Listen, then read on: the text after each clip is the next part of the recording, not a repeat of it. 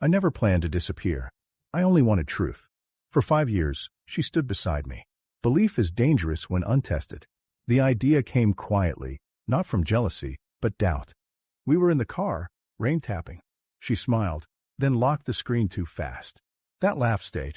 2 weeks later, I made arrangements only 3 people knew. A doctor, a lawyer, a private investigator. The accident was staged, a burned car, remains, a death certificate.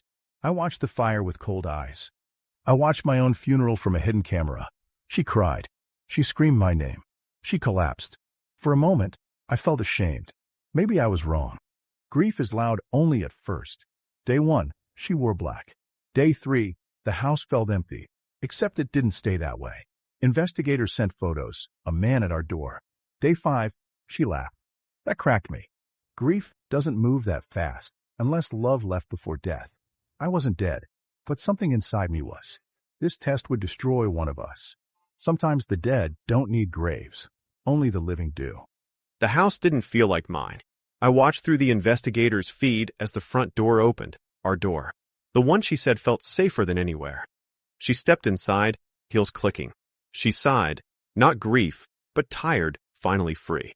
She loosened her hair, walked into the kitchen, poured a drink. No shaking hands, no tears. She raised the glass, stared at my photo. Hope flickered.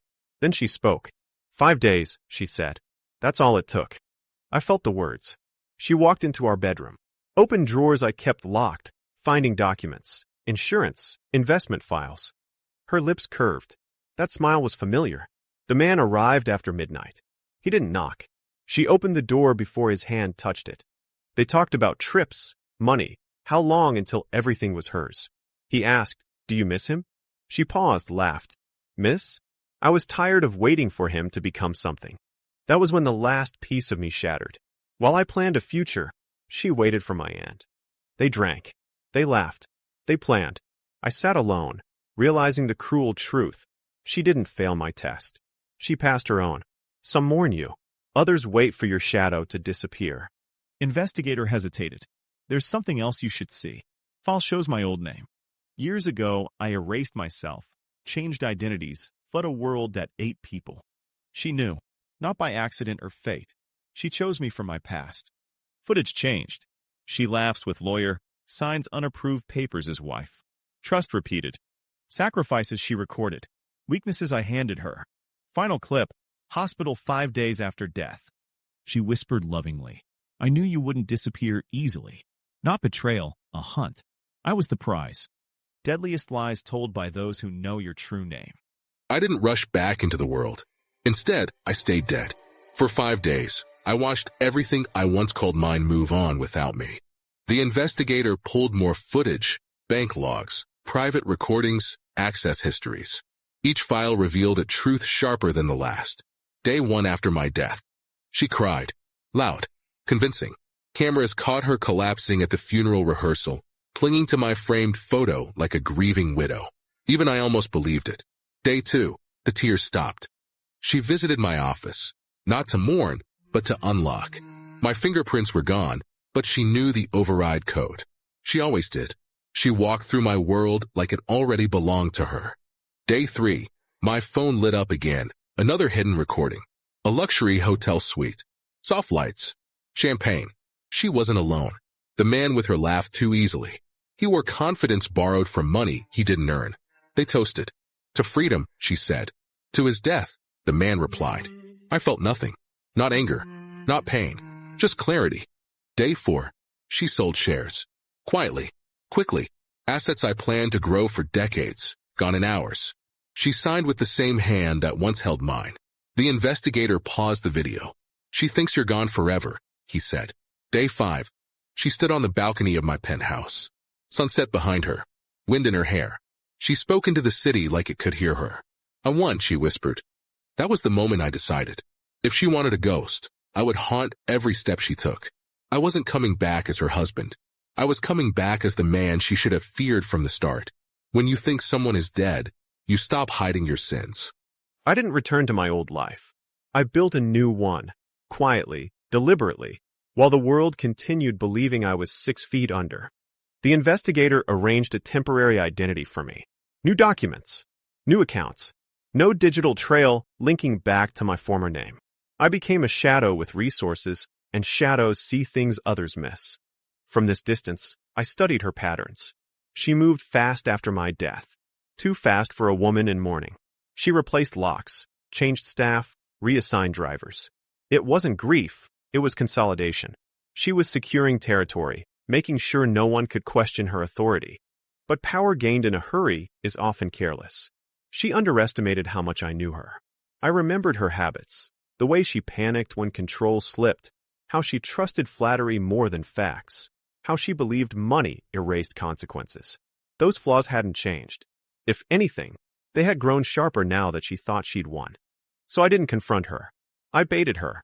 Using a proxy company, I initiated a quiet acquisition. Nothing dramatic, just a small investment firm with no obvious ties to me. The firm made an offer on a struggling subsidiary she'd recently acquired. The price was generous. Too generous. She accepted within hours. That told me everything. Over the next 2 weeks, I repeated the process. Different shell companies. Different intermediaries. Each time, she sold. Each time, she smiled wider in public interviews, praising her own business instincts. She never noticed that every deal strengthened the same invisible hand. Mine. Meanwhile, I began planting stories. Not lies, truths. Carefully timed leaks about internal mismanagement, unexplained fund transfers, executive conflicts. Nothing illegal enough to trigger investigations. Just enough to make people uneasy. Board members started asking questions. Investors began watching more closely. Her confidence shifted. Still sharp, but now edged with tension. One night, I saw her on a live broadcast. Same elegance, same smile, but her fingers trembled when she lifted her glass. That was new. I could have ended it then. One reveal, one phone call, one appearance at her door. But revenge rushed is revenge wasted. I wanted her to feel the ground move beneath her feet, slowly, unmistakably, until she realized the world she stood on was no longer solid. The final piece came from the investigator. He slid a folder across the table. Your signature, he said. Forged. Multiple times. Different accounts.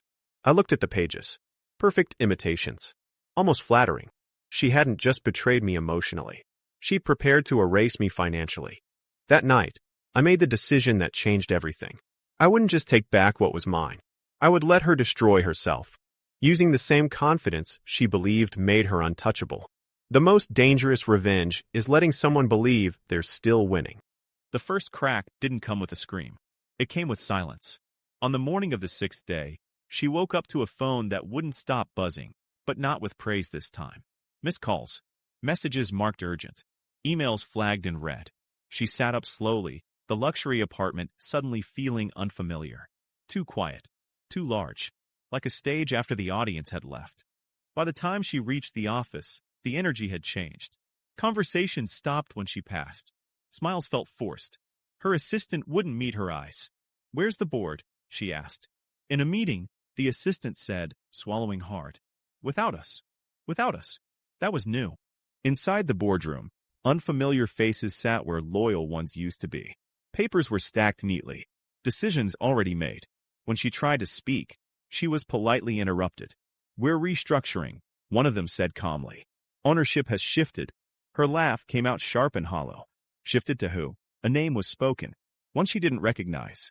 But the signature on the documents, that handwriting froze her blood. She had seen it before, 1,000 times. The room tilted, not enough to fall, but enough to feel it. By afternoon, the news broke quietly.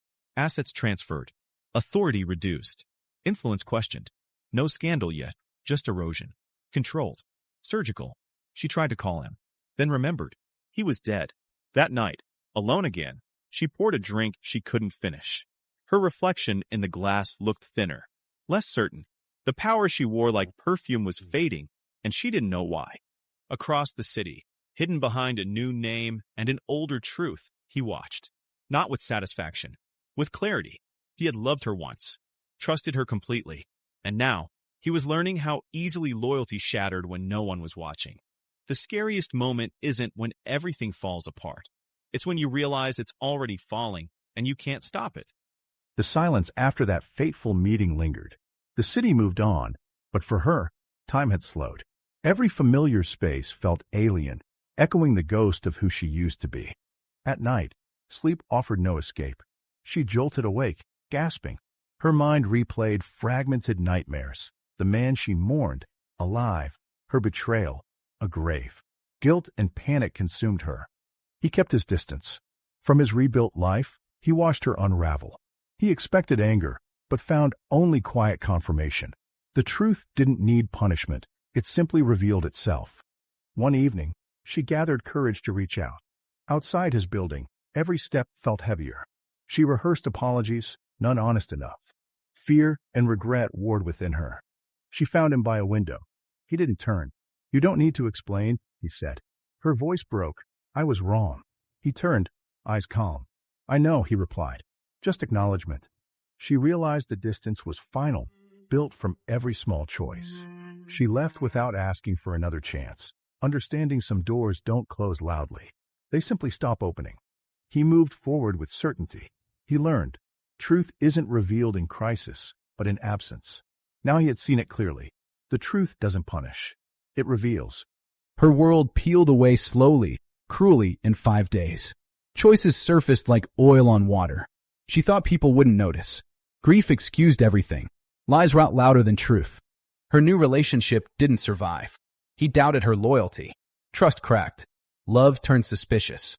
He didn't celebrate, smile, or feel victorious. MC watched inevitability, not revenge.